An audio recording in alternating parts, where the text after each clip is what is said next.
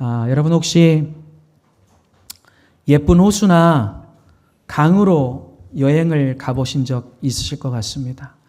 그런 곳에 가보면 그동안 미처 알지 못했던 하나님이 만드신 자연의 아름다움을 깨닫게 될 때가 많습니다.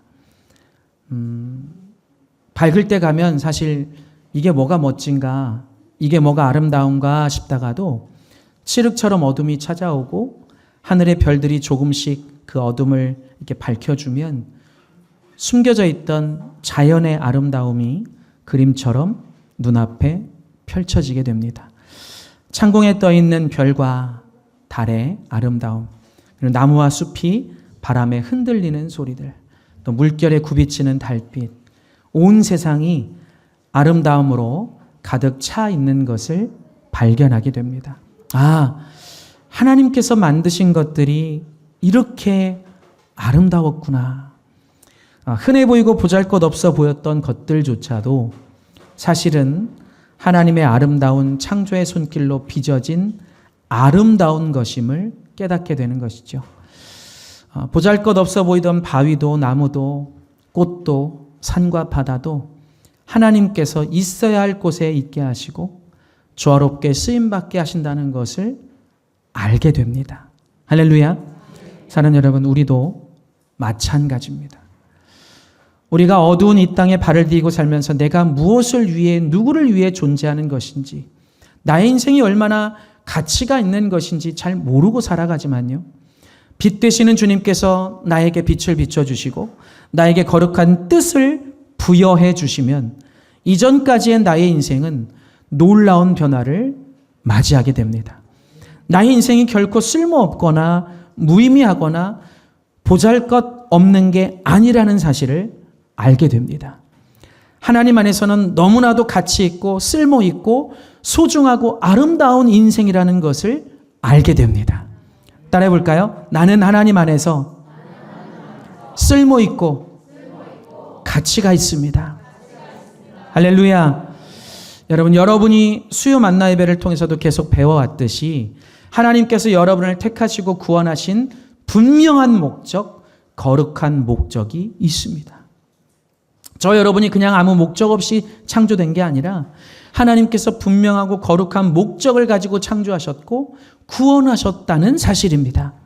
골로새서 1장 16절 말씀, 만물이 그에게서 창조되되 하늘과 땅에서 보이는 것들과 보이지 않는 것들과 혹은 왕권들이나 주권들이나 통치자들이나 권세들이나 만물이 다 그로 말미암고 그를 위하여 창조되었고. 아멘. 디도서 2장 14절에 그가 우리를 대신하여 자신을 주심은 모든 불법에서 우리를 속량하시고 우리를 깨끗하게 하사 선한 일을 열심히 하는 자기 백성이 되게 하려 하심이라. 따라합시다. 나는 하나님의 거룩하신 목적을 위해 구원받았습니다. 아멘. 예수님을 구주로 믿고 섬기게 되었다면 이제 이것을 분명히 깨달아야 되는 것이죠. 여러분의 인생은 세상 사람들과 다릅니다. 세상 사람들의 목적과 다릅니다. 예수님을 믿는 여러분은 이제 세상 사람들처럼 인간적인 목적을 위해서, 육신의 만족을 위해서 적당히 내 맘대로 살다 가도 되는 그런 존재가 아니라는 것입니다. 하나님께서는 여러분을 구원해 주실 때 하나님 나라를 위한 거룩한 목적을 위해서 구원해 주셨습니다. 여러분, 이것을 반드시 기억하셔야 되는 거예요. 오늘 저와 여러분이 읽은 본문 말씀은 너무도 유명한 사도 바울의 회심 사건입니다. 그토록 기독교를 핍박하던 사도 바울이 다메섹 도상에서 초자연적으로 예수님을 만나는 체험을 한 뒤로 그리스도의 복음을 증거하는 사도가 되었습니다. 이 영적 체험이 그의 삶에 너무나도 중요했기 때문에 사도 바울은 가는 곳마다 예배 시간마다 이것을 간증했던 것 같습니다. 그래서 이 사도행전만 해도 사도 바울의 이 회심 사건 이야기가 3번이나 나오고 있는데요. 오늘 본문 말씀과 22장과 26장에도 이것을 기록하고 있습니다. 여러분 생각해 보세요. 그토록 그리스도인들과 교회를 핍박했던 바울이 이토록 극적으로 놀랍게 변화된 것이니 여러분 이것이 얼마나 놀라울 일입니까? 이 놀라운 변화를 한 신학자는 이렇게 표현하고 있습니다. 그리스도께서 사울을 바울로 바꾸셨다. 그리고 바울은 세계의 역사를 바꾸었다. 여러분 여기에 무슨 말이 더 필요하겠습니까? 근데 여러분 하나님 나라에서 쓸모없던 사도 바울을 누가 바꾼 것이죠? 그리스도께서 바꾸셨어요. 예수 그리스도께서 바꾸신 것입니다. 바울이 갖고 있던 지성과 이성과 능력으로 된 것이 아니라 주님께서 성령께서 그를 바꾸신 것입니다. 그리고 바울을 구원하시고 부르셔서 나의 택한 그릇이라고 말씀하신 주님께서 이제 여러분을 엄청난 십자가의 희생의 대가를 치르시고 자녀 삼아 주셨습니다. 오늘 성경 말씀을 통해서 하나님은 저와 여러분에게 말씀하고 계세요. 내가 지금도 너를 부르고 있노라. 주님은 다양한 상황을 통해서 여전히 여러분을 부르고 계십니다. 그분은 결코 여러분을 포기하지 않으십니다. 아멘이세요? 정말 아멘이십니까? 여러분을 하나님의 뜻대로 목적대로 이끄시기 위해서 될 때까지 힘쓰실 것입니다. 사랑하는 여러분, 여러분을 향한 거룩한 목적, 분명한 목적이 있으신 하나님은, 여러분을 하나님의 그릇으로 사용하길 원하시는 하나님은 여러분이 반드시 깨닫게 되기를 바라시는 것이 있습니다. 구원받은 여러분이 반드시 알아야 될 것이 있다는 거예요. 오늘 설교 말씀을 통해서 본질을 제대로 깨닫고 하나님께서 기뻐하실 수 있는 마음의 결단이 서게 되기를 주님의 이름으로 축원합니다. 첫 번째로 따라해 볼까요? 나를 향하신 하나님의 간절한 부르심이 있다. 아멘. 하나님 이것을 우리가 깨닫기를 바라신다는 것이죠. 나를 향하신 하나님의 간절한 부르심이 있다는 거예요. 오늘 본문 말씀에 등장하는 사울, 그러니까 바울이 되기 이전의 이름이죠. 이 사울로 말하자면 누구보다 자기 자신을 믿고 살 만한 사람이었습니다. 사람의 기준으로 볼 때 그만큼 누구보다 똑똑했고 박학다식했고 뛰어났고 출중한 사람이었다는 거예요. 우리 옆에 분에게 이렇게 좀 얘기해 볼까요? 나랑 비슷합니다. 여러분 자신이 그렇다고 생각하십니까? 네. 근데 사도 바울은요, 이 시대로 비춰서 봐도요, 정말 엄청난 능력을 가진 사람이었어요. 근데 그런 인간적인 뛰어남이 오히려 자기의 의가 되어버렸고 하나님을 아프게 하는 불행을 초래하고 말았다는 사실입니다. 사울은 하나님께 쓰임받는 그릇이 아니라 하나님을 대적하는 도구였던 것입니다. 이 사울로 인해서 당시 부흥하는 예루살렘 교회가 엄청난 환란 속에 빠지게 됐어요. 예루살렘 교회를 핍박한 사울의 악명은 예루살렘에서 200km 이상 떨어진 다메섹까지 널리 퍼졌고요. 다메섹에 있던 그리스도인들은 그가 다메섹에 방문하려는 목적을 알고 있었습니다. 자신들을 색출해내고 핍박할 목적으로 오려는 것을 알고 있었어요. 그래서 아나니아는 자신이 사울에 대해 알고 있는 바를 주님께 소상히 아뢰었습니다. 13절 14절입니다. 아나니아가 대답하되 주여 이 사람에 대하여 내가 여러 사람에게 듣사온즉 그가 예루살렘에서 주의 성도에게 적지 않은 해를 끼쳤다 하더니 여기서도 주의 이름을 부르는 모든 사람을 결박할 권한을 대제사장들에게서 받았나이다 하거늘. 무슨 말입니까? 주님은 지금 아나니아가 사울에게로 가서 그에게 안수하기를 바라셨지만 사울이 어떤 사람인지 잘 아는 아나니아는 사울에게 안수하는 것이 탐탁지 않았던 겁니다. 받아들이기가, 순종하기가 어려웠다는 거예요. 그러나 하나님의 생각은 어땠습니까? 달랐습니다. 사실 성경은 잃어버린 영혼들을 구원하시는 하나님의 구속사에 대한 기록인 줄로 믿습니다. 성경은 하나님을 잃어버린 영혼을 간절히 찾아가시는 영혼의 추적자로 묘사하고 있어요. 하나님은 한 번도 영혼을 포기하신 적이 없습니다. 여러분을 포기하신 적이 없습니다. 여러분이 탕자처럼 하나님 아버지를 멀리 떠나서 그분을 잊고 방황하며 살 때도 하나님은 여전히 여러분을 기다리셨습니다. 고멜과 같이 세상에 휩쓸려서 방탕할 때에도 하나님은 여전히 저와 여러분을 사랑하셨습니다. 사마리아 여인처럼 육신의 만족, 육신의 쾌락, 세상의 쾌락을 쫓아 살 때도 하나님은 여러분을 포기하지 않으시고 찾아가셨습니다. 그리고 하나님께서는 오늘도 여러분을 찾고 부르고 계십니다. 에덴 동산에서 아담이 하와를 따라서 죄를 지었을 때 하나님께서 그를 부르시죠. 아담아, 아담아, 네가 어디 있느냐?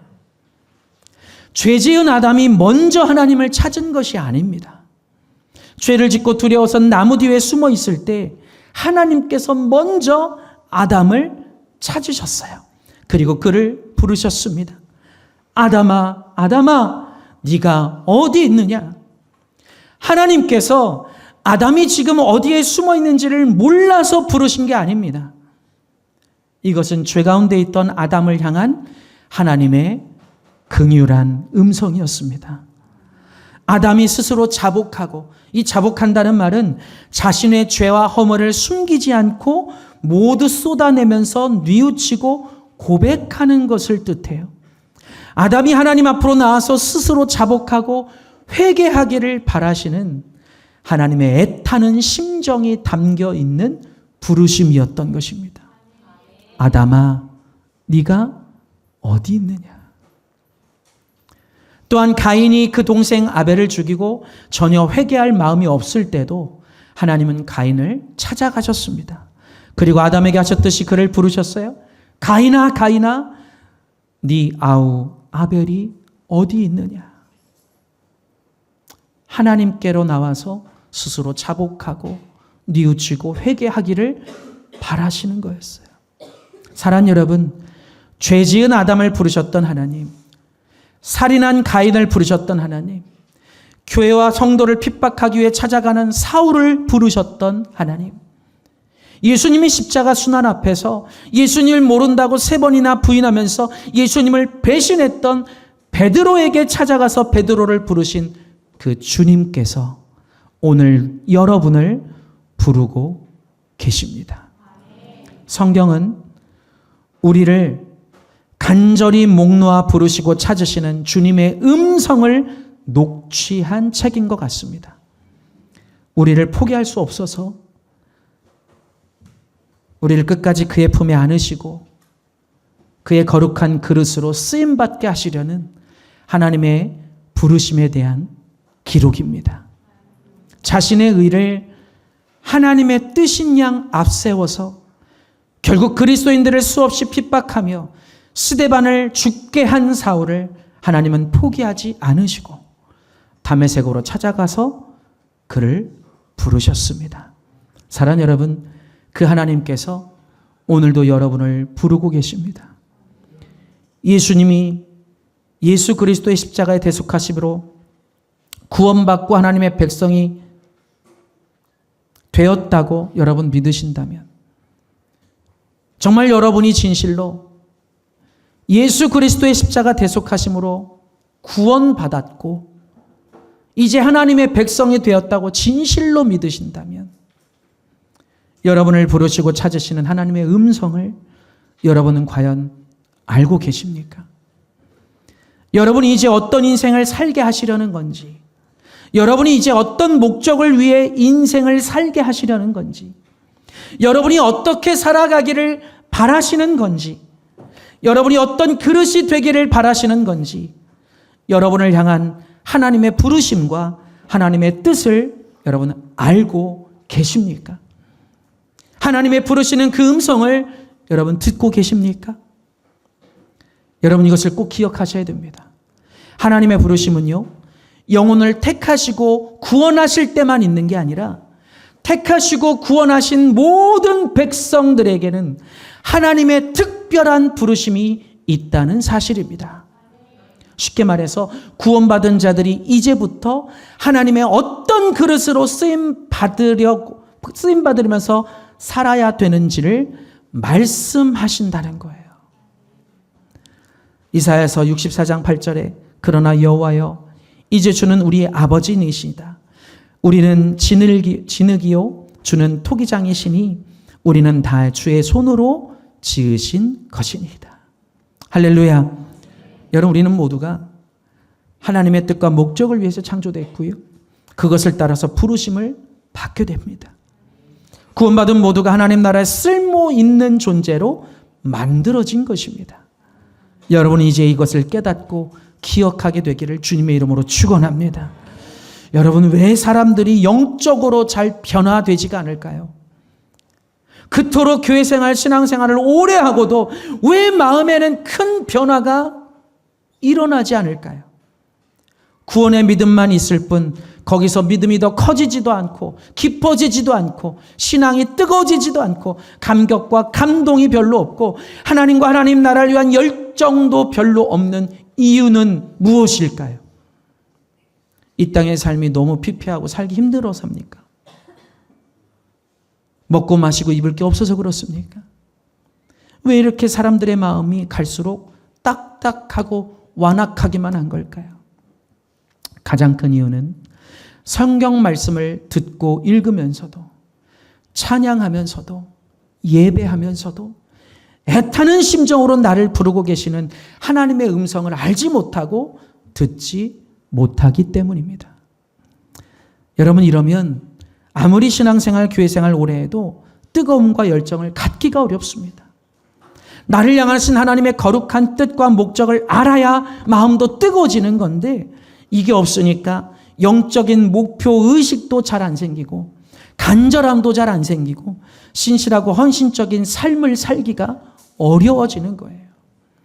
저희 자녀도 열심히 지금 공부하는 그런 시기지만 여러분, 학생들이 어떤 학생이 공부를 잘하고 결과물을 얻게 되죠? 목표가 분명한 학생들이에요. 내가 이제 어떤 사람이 되기를 바란다라는 그 목표 의식이 분명한 사람들. 그 사람들이 공부뿐만 아니라 운동도, 미술도, 음악도 모든 분야가 열매를 갖게 만들어줍니다. 여러분, 우리 신앙생활, 우리 인생도 똑같은 거예요.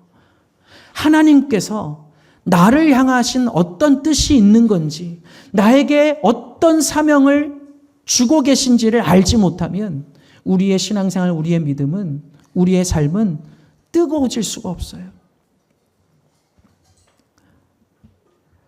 사랑하는 여러분, 구원받은 여러분을 향한 하나님의 거룩한 부르심이 있음을 알고 귀를 기울이시기를 주님의 이름으로 축원합니다.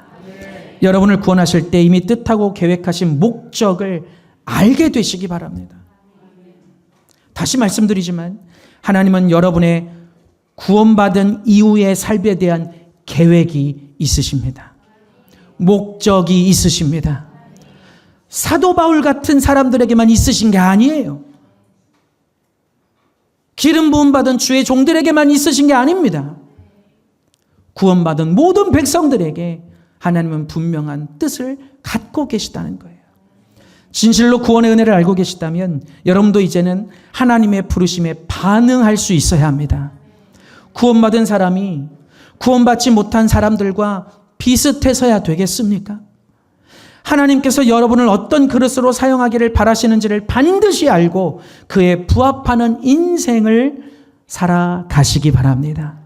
이것이 가장 복된 인생이고 이것이 가장 행복한 인생입니다. 사울을 부르셨던 하나님이 오늘 여러분을 하나님의 거룩한 도구로 부르고 계십니다. 하나님의 부르심에 귀를 기울이고 애타게 부르시는 하나님의 음성을 듣게 되시기를 다시 한번 주님의 이름으로 축원합니다. 우리 두 번째로 따라할까요? 나는 사명을 위해 택하신 주님의 그릇이다. 아멘.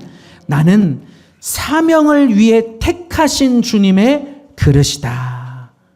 아멘이세요? 아멘. 정말 아멘이십니까? 아멘. 지금 주님께서 아나니에게 다시 말씀하십니다. 15절 말씀 볼까요?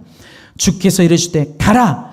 이 사람은 내 이름을 이방인과 임금들과 이스라엘 자손들에게 전하기 위하여 택한 나의 그릇이라. 할렐루야. 한번 따라해 볼까요? 크게. 택한 나의 그릇이라. 아멘. 여러분, 여기 택한 나의 그릇이라고 말씀하신 것은 주님께서 사울을 특별한 목적으로 선택하시고 계획하셨다는 뜻입니다. 여러분, 우리가 음식을 먹을 때 그릇이 중요하지 않겠습니까? 그릇은 중요한 도구죠. 마찬가지로 성경에서 그릇은 하나님의 뜻을 담고 그것을 위해 사용되는 사람을 뜻합니다. 바울은 원래 그리스도인들을 엄청나게 박해했지만 하나님은 그런 그를 놀랍도록 변화시키셔서 그리스도의 복음을 전하는 거룩한 도구로 사용하기로 하셨습니다. 즉 바울은 복음의 사명을 감당할 그릇으로 하나님께서 계획하셨다는 거예요. 사울이 다메섹의 도상에서 자신이 주님에 의해 선택된 주님의 그릇, 주님의 도구임을 깨달은 이유로 그의 삶은 일평생 주님의 거룩한 그릇으로 살기에 최선을 다했습니다. 바울은 고린도서 4장 7절에서 구원의 복음을 질그릇에 가지고 있다고 비유적으로 표현했어요. 바울은 자기 자신을 구원의 복음을 담는 질그릇에 비유하고 있는 겁니다. 지옥에 떨어져야 마땅했을 자신을 아무 조건 없이 택해 주시고 구원해 주신 주님의 은혜 앞에 그는 이제 자신을 질그릇에 비유합니다. 질그릇은 본래 깨지기 쉽고 보잘것없지만 그 안에 담긴 보배, 즉 예수 그리스도의 복음과 복음의 사명으로 인해서 가치가 있게 되는 것입니다. 여러분, 저와 여러분은요, 너무나도 연약한, 사실 보잘것없는, 어떻게 보면 보잘것없는 질그릇이에요. 그런데 나라는 존재가, 여러분이라는 존재가 언제 가치 있는 존재가 되는 줄 아십니까? 여러분을 통해 예수 그리스도의 복음과 그의 생명이 나타나고 전해질 때, 그때 비로소 여러분이 가치 있는 존재가 되는 것입니다. 사도 바울은 자기 안에 있는 예수 그리스도의 구원의 복음이라는 보배가 드러나게 하기 위해서 날마다 자신을 깨는 작업을 했습니다. 그래서 고린도전서 15장 31절에서 나는 날마다 죽노라 라고 고백했던 거예요. 육체의 욕심과 정욕을 버려버리고 자신의 자아를 철저하게 하나님 앞에서 죽이고 자신의 의를 죽이고 이생의 자랑을 죽이고 자신을 통해 복음이라는 보배가 드러나지 못하게 방해하는 육신적인 것들을 날마다 십자가에 못 박고 살아갔던 것입니다. 여러분, 우리가 그리스도의 복음과 영원한 생명을 담고 있는 존귀한 존재가 되었음에도 스스로 그 가치를 알지 못한다면 우리는 존귀한 삶을 살 수 없습니다. 마치 몇 천만 원짜리 시계를 갖고 있으면서도 그것의 가치를 모르는 사람에게는 몇만 원짜리 시계와 다를 바가 없는 것처럼 마찬가지로 내 안에 예수 그리스도의 구원의 복음과 그 생명을 담고 사는 가장 존귀한 존재가 됐음에도 여전히 세상 사람들과 비슷하게 살아간다면 그것은 비극 중에 비극이 아닐 수 없습니다. 이것은 하나님께서 너무나도 가슴 아파하실 일이에요. 여러분, 그래서 우리가 수요 예배를 통해서 계속 배우는 게 뭐예요? 따라합시다. 성경적인 가치관으로 변화돼야 된다. 다시 한번 하나님의 가치관으로 바뀌어야 된다. 할렐루야. 여러분, 혹시 여러분 아직도 삶을 사는데 세상 사람들이 아니면 내 주위 사람들이 막 어마어마한 좋은 집을 얻게 되고 막 갑자기 막 주식으로 일확천금을 얻게 되고 높은 지위에 막 올라가고 부귀영화를 얻고 그런 모습을 보면서 또 우리 여성분들 특히 명품백을 막 걸치고 다니는 걸 보면서 아직도 혹시 여러분 안에 마음에 부럽다. 나도 한 번만 어깨에 쓱 걸쳐봤으면 좋겠다. 이런 생각이 정말 여러분에 아직도 있다면요. 정말 죄송하지만 여러분 아직 멀은 거예요. 정말 여러분이 예수 믿는다고 하면서도 아직도 여러분의 가치관이 바뀌지 않았다면 죄송하지만 여러분 안에 예수 그리스도가 살아계시지 않는 겁니다.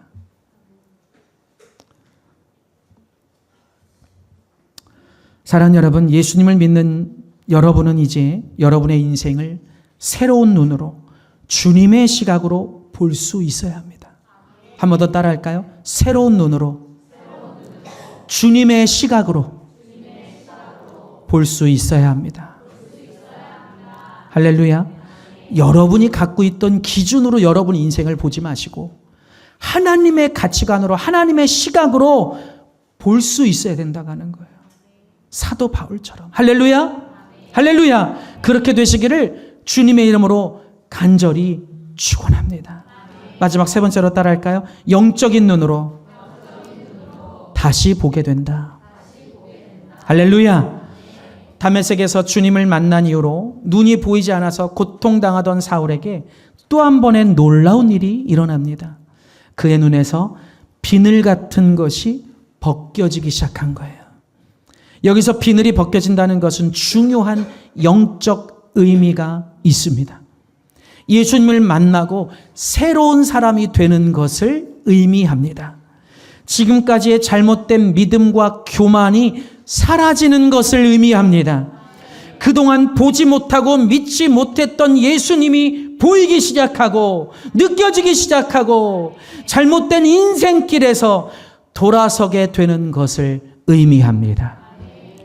사울은 이제 예수님을 대적하는 사람이 아니라 예수님을 근심케 하는 사람이 아니라 예수님을 위해 목숨을 걸고 인생을 거는 사람이 되게 된 거예요.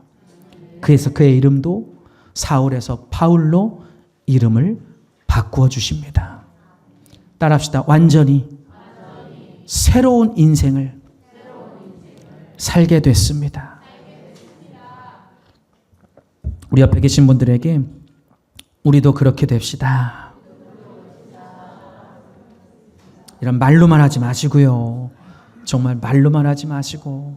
네. 여러분, 우리도 신앙생활하면서 때로는 비늘 같은 것들이 우리의 눈을 가릴 때가 많습니다. 내 지식만을 고집하고 내 생각이 옳다고 고집하고 내가 정한 판단의 기준을 고집하고 내 의를 앞세우면 나를 향하신 하나님의 뜻을 제대로 보지 못할 수 있습니다. 근데 성령께서 내 눈의 비늘을 벗겨주시는 순간 새로운 인생이 시작됩니다. 그리고 인생 전체를 영적인 눈으로 다시 보게 되는 것이죠. 17절 18절에 아나니아가 떠나 그 집에 들어가서 그에게 안수하여 이르되 형제 사울아 주 곧 네가 오는 길에서 나타나셨던 예수께서 나를 보내어 너로 다시 보게 하시고 성령으로 충만하게 하신다 하니 즉시 사울의 눈에서 비늘 같은 것이 벗어져 다시 보게 된지라. 일어나 세례를 받고 음식을 먹음에 강건하여지니라. 할렐루야. 따라합시다. 다시 보게 된지라. 여러분, 그리스도인들은, 구원받는 자들은, 예수님을 만난 사람들은 세상을 바라보고 내 인생을 바라보는 기준이, 판단 능력이, 그 모든 것이 달라진다는 거예요. 이전에 내가 가지고 있던 기준대로가 아니라 이제 말씀적으로 성경적으로 하나님께서 바라시는 대로 바뀌어진다는 것입니다. 오늘 함께 읽은 본문 말씀에서 중요한 키워드가 있다면 이 다시 본다는 말일 것 같아요. 다시 본다. 12절에 보면 다시 보게 하는 것을 보았느니라. 17절에도 너로 다시 보게 하시고 18절 말씀에도 다시 보게 된지라 말씀하고 있어요. 다시 보게 되니라. 다시 보게 되다. 다시 보게 된다는 의미는 단순히 육체의 눈이 뜨이는, 눈이 다시 보게 되는 그런 의미를 넘어서서 영적으로 눈이 열리는 것을 의미하는 거예요. 여러분, 영적인 눈이 열리셔야 돼요. 인간의 오감만 열려지는 것이 아니라, 여러분 수요예배 때 제가 말씀드렸죠. 여러분의 오감을 자꾸 의지하지 마세요. 그것만큼 위험할 삶이 없어요. 오감을 의지하지 마시고 영적인 감각을 가지고 살게 되기를 주님의 이름으로 축원합니다. 여러분, 제발 영적인 눈이 열리셔야 돼요. 신앙생활 평생에도 우리가 종교주의로 살게 되는 사람들이 더 많아요. 그 이유가 뭔지 아십니까? 성령을 통해서 영적인 눈이 열리지 않았기 때문이에요. 아무리 하나님의 말씀을 전해도, 아무리 하나님의 뜻을 가르쳐줘도 그것을 믿을 수가 없고요. 공감할 수가 없고요. 받아들이지를 못해요. 왜 그렇습니까? 영적인 기준, 영적인 눈이 없기 때문이에요. 여러분, 부흥은 영적인 일입니다. 아멘입니까? 부흥은 사람의 일이 아니라 영적인 일입니다. 교회의 일은 사람의 일이 아니라 영적인 일입니다. 물론 우리가 봉사하고 헌신해서 교회가 돌아가지만 여러분 명심하셔야 돼요. 교회의 일은 영적인 일이에요. 그래서 교회에서도 눈에 보이지 않는 영적인 이유들이 수없이 많이 존재한다는 사실이에요. 여러분 이걸 알지 못하면 교회 생활 평생을 해가도요, 하나님의 뜻을 이루기보다는 자신의 의를 앞세우는 종교 생활로 끝날 때가 많아요. 사랑 여러분, 영적인 눈이 뜨이시길 바랍니다. 아나니아는 사울이 얼마나 위험한 사람인지 알고 있었지만 하나님의 말씀에 순종해서 사울을 찾아갑니다. 그리고 그에게 손을 얹고 안수하면서 이렇게 말합니다. 형제 사울아, 주 예수께서 너에게 다시 보게 하시고 성령으로 충만하게 하시려고 나를 보내셨느니라. 그리고는 놀라운 일이 일어납니다. 눈이 보이지 않던 사울의 눈에서 비늘 같은 것이 떨어져 나가면서 그가 다시 보게 되는 거예요. 우리도 인생살이라고 신앙생활을 하다 보면 앞이 깜깜할 때가 있습니다. 나에게 왜 이런 일이 일어나는지, 왜 기도해도 응답이 없는지, 왜 내 길이 막히는지 도무지 모르겠을 때가 있습니다. 그러나 성령께서 나의 영적 눈을 뜨게 하시면 내가 이전에는 보지 못했던 것들을 보게 되는 것입니다. 지금까지처럼 내 생각과 내 뜻이 아니라 하나님의 뜻을 보게 되고, 아멘. 하나님의 위엄과 능력과 영광을 보게 되고, 하나님이 내 인생의 주인이심을 깨닫게 되고, 나에게 정하신 사명을 깨닫게 되고, 하나님의 기준과 법칙과 원칙을 깨닫게 되고, 하나님의 인도하심을 깨닫게 되는 것, 이것이 진정한 다시 보게 되는 하나님의 역사라는 거예요. 여러분, 이런 일이 여러분에게 반드시 일어나게 되기를 주님의 이름으로 축원합니다.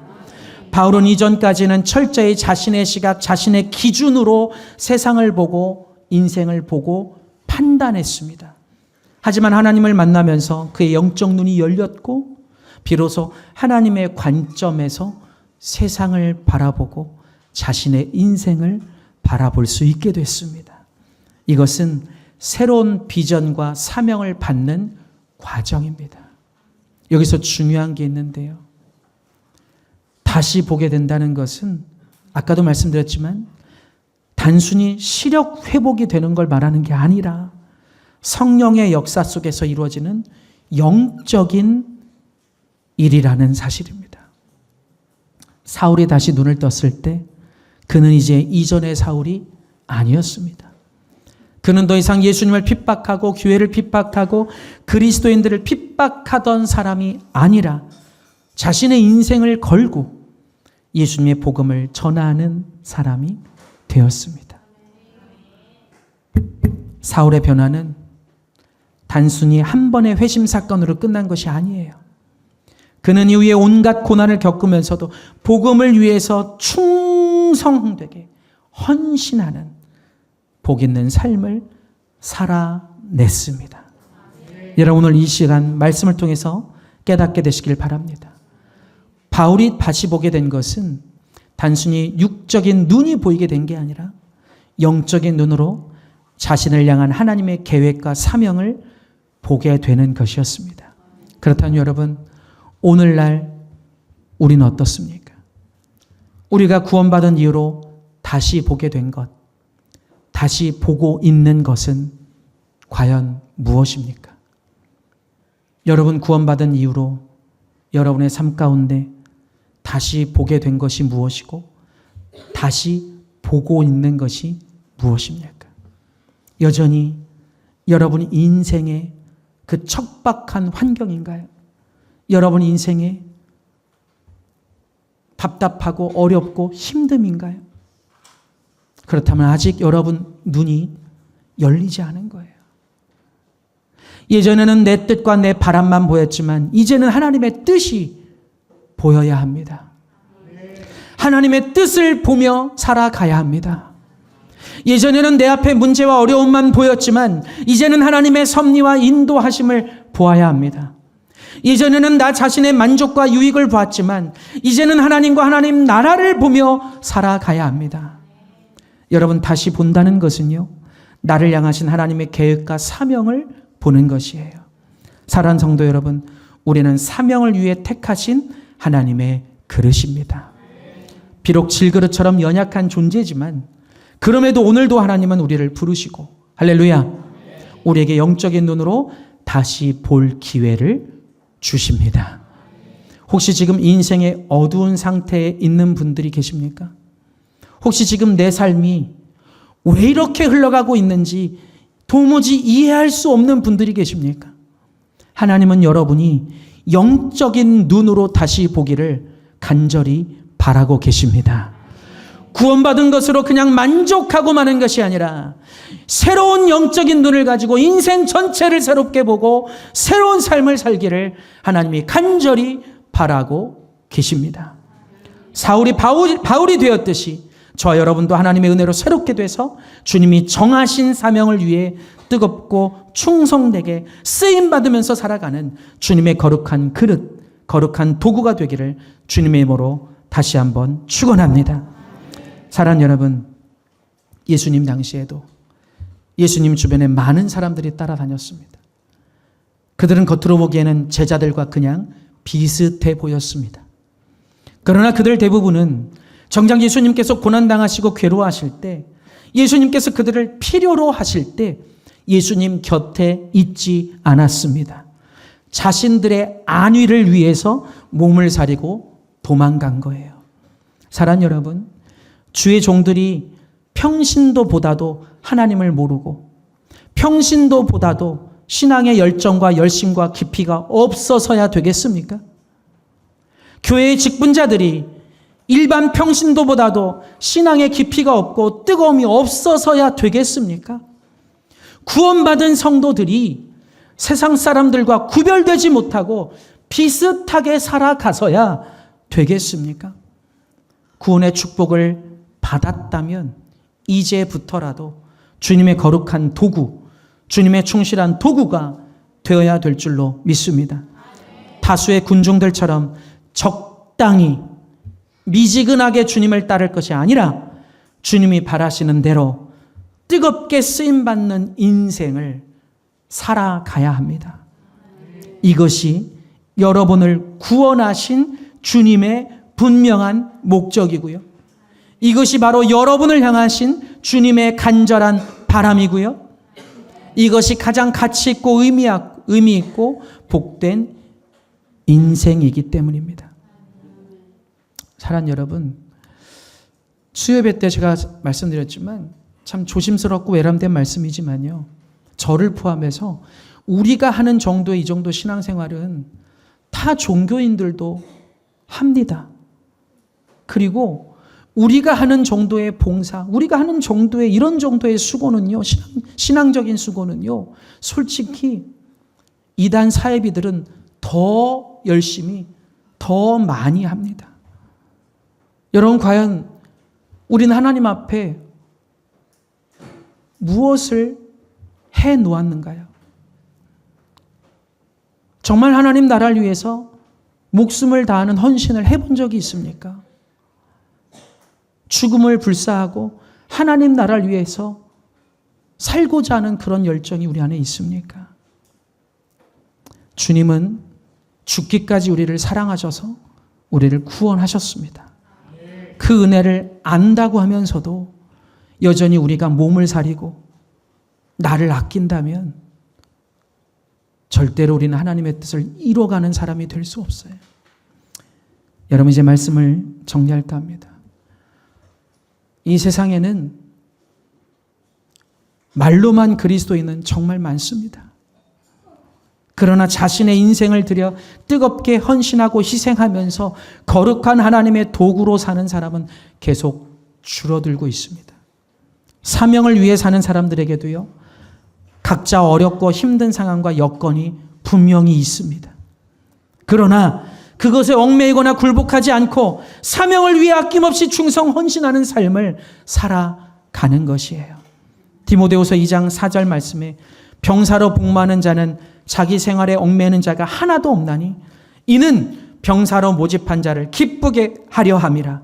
경계하는 자가 법대로 경계하지 아니하면 승리하는 자는 승리자의 관을 얻지 못할 것이니라.